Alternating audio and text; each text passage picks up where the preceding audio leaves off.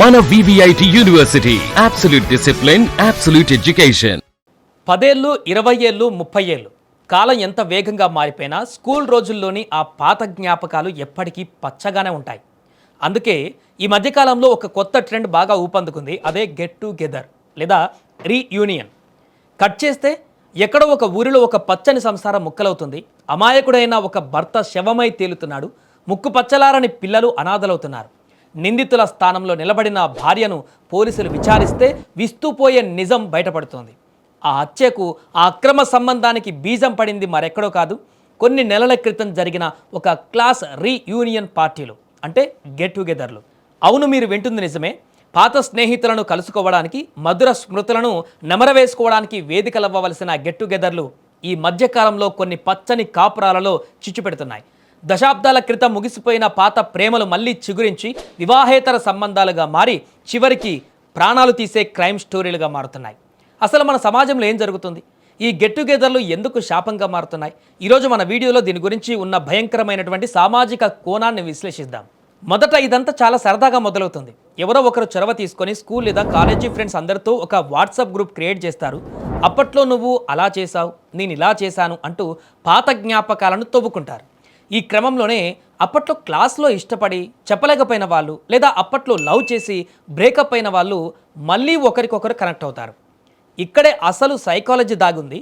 పెళ్ళై పిల్లలు ఉండి ఆఫీస్ ఒత్తిడి, సంసార బాధ్యతలతో విసిగిపోయినటువంటి సగటు మనిషికి ఈ పాత స్నేహితుల పరిచయం ఒక పెద్ద రిలాక్సేషన్లా అనిపిస్తుంది. భర్తతోనో భార్యతోనో చిన్న చిన్న మనస్పర్ధలు ఉన్న సమయంలో ఈ పాత స్నేహితులు లేదా స్నేహితురాలు ఇచ్చేటువంటి ఓదార్పు చాలా బాగుంటుంది. సైకాలజిస్టుల విశ్లేషణ ప్రకారం చూస్తే మనిషి ఎప్పుడు తన గతాన్ని చాలా అందంగా ఊహించుకుంటాడు. ప్రస్తుత జీవితంలోని బాధ్యతల కంటే నాటి బాధ్యతలు లేని రోజుల్లోని భాగస్వామే మిన్న అనే భ్రమలో బతకడం ప్రారంభిస్తాడు. ఈ చాటింగ్లు కాస్త సీక్రెట్ కాల్స్గా మారతాయి. ఆ తర్వాత గెట్ టుగెదర్ ఈవెంట్స్లో నేరుగా కలుసుకోవడంతో ఆ పాత ప్రేమ కాస్త వివాహేతర సంబంధానికి దారితీస్తుంది. గత కొన్ని సంవత్సరాలుగా మన దేశంలో, ముఖ్యంగా తెలుగు రాష్ట్రాలతో పాటు కేరళ, కర్ణాటక, మహారాష్ట్రలో జరిగిన కొన్ని క్రైమ్ ఇన్సిడెంట్స్ చూస్తే ఒళ్ళు గగుర్లు పొడుస్తోంది. కేసు 1 గురించి మాట్లాడుకుంటే మన తెలుగు రాష్ట్రాల్లో జరిగిన ఒక ఘటన ఇది. 30 ఏళ్ల తర్వాత స్కూల్ రీయూనియన్లో కలుసుకున్న ఒక జంట పెళ్ళై పెరిగి పెద్దయిన పిల్లలు ఉన్నారనే విషయాన్ని కూడా మర్చిపోయారు. భర్తకు అనుమానం రావడంతో ఆ అక్రమ సంబంధానికి అడ్డుగా ఉన్నాడని భావించి ప్రియుడితో కలిసి భర్తను నమ్మకంగా విషమిచ్చి చంపేసింది ఒక భార్య. కేసు నెంబర్ 2 గురించి ఒకసారి మాట్లాడుకుంటే మరొక ఘటనలో కాలేజీ రీయూనియన్లో కలిసిన పాత ప్రేమికులు తమ భార్యాభర్తలను వదిలేసి పారిపోవాలని ప్లాన్ చేశారు. కానీ ఆస్తి కోసం, దొరకకుండా ఉండడం కోసం భర్తను రోడ్డు ప్రమాదంగా చిత్రీకరించి హత్య చేశారు. చివరికి కాల్ డేటా ఆధారంగా పోలీసులు నిందితులను పట్టుకున్నారు. ఇలాంటి ఘటనలు ఏదో ఒక చోట జరగడం లేదు. పోలీసుల రికార్డుల ప్రకారం ఈ మధ్యకాలంలో జరుగుతున్న వివాహేతర సంబంధాల నేరాలలో దాదాపు 15 నుంచి 20% కేసులు ఈ సోషల్ మీడియా పరిచయాలు, రీయూనియన్ల ద్వారా ఏర్పడినవే కావడం గమనార్హం. ఇక్కడ మనం ఒక విషయం స్పష్టంగా అర్థం చేసుకోవాలి. ఫ్రెండ్స్ని కలవడం తప్పు కాదు, పాత జ్ఞాపకాలను పంచుకోవడం కూడా అంతకంటే తప్పు కాదు.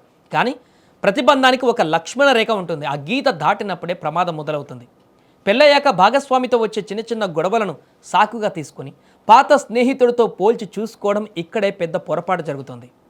నా భర్త నన్ను సరిగ్గా చూసుకోవడం లేదు, కానీ నా పాత క్లాస్మేట్ నన్ను ఎంత బాగా అర్థం చేసుకుంటున్నాడో అనే భ్రమలో బతుకుతారు. కానీ వాస్తవం ఏంటంటే ఆ పాత స్నేహితుడితో మీకు బాధ్యతలు లేవు కాబట్టి అంత బాగుంటుంది. అదే అతనితో జీవితం పంచుకుంటే అక్కడ సమస్యలు వస్తాయి అనేటువంటి నిజాన్ని చాలామంది గ్రహించలేరు. ఈ క్షణికమైనటువంటి ఆకర్షణ కోసం కన్న పిల్లల భవిష్యత్తును, సమాజంలో గౌరవాన్ని, నమ్మిన భాగస్వామి జీవితాన్ని పణంగా పెడుతున్నారు. చివరికి నైతిక విలువలు కోల్పోయి నేరస్తులుగా మారి జైలు పాలవుతున్నారు. మరి దీనికి పరిష్కారం ఏంటి? గెట్ టుగెదర్లకు వెళ్ళడం మానేయాలా? అవసరం లేదు, కానీ కొన్ని జాగ్రత్తలు ఖచ్చితంగా పాటించాలి. లిమిట్స్ మెయింటైన్ చేయాలి. పాత స్నేహితులతో ఎంతవరకు ఉండాలో అంతవరకే ఉండాలి. వ్యక్తిగత విషయాలను, భార్యాభర్తల మధ్య ఉన్న గొడవలను వారికి అస్సలు షేర్ చేయకూడదు. భాగస్వామిని భాగం చేయండి. అంటే వీలైతే మీ స్కూల్ లేదా కాలేజీ గెట్ టుగెదర్లకు మీరొక్కరే కాకుండా మీ ఫ్యామిలీని తీసుకువెళ్ళండి. భార్య కానీ, భర్త కానీ, పిల్లల్ని కూడా తీసుకువెళ్ళండి. దీనివల్ల బంధాలలో పారదర్శకత పెరుగుతుంది. వాస్తవంలో బతకండి. గతం ఎప్పటికీ తిరిగి రాదు. మీ ప్రస్తుత కుటుంబమే మీ వాస్తవం, మీ బాధ్యత. క్షణికమైన ఆనందం కోసం జీవితాన్ని నాశనం చేసుకోవద్దు. స్నేహం అనేది ఒక పవిత్రమైన బంధం. దశాబ్దాల తర్వాత కలిసిన స్నేహితులను చూసి సంతోషపడాలి, కానీ ఆ స్నేహాన్ని అడ్డు పెట్టుకొని పచ్చని సంసారాలను కూల్చుకోకూడదు. ఒక తప్పు 100 తప్పులకు దారితీస్తుంది, చివరికి ప్రాణాలు తీసే స్థాయికి చేరుకుంటుంది. ఆలోచించండి. ఈ వీడియో పైన మీ అభిప్రాయాన్ని కింద కామెంట్ సెక్షన్లో తెలియజేయండి. సమాజంలో మార్పు కోసం ఈ వీడియోను మీ ఫ్రెండ్స్ కూడా షేర్ చేయండి.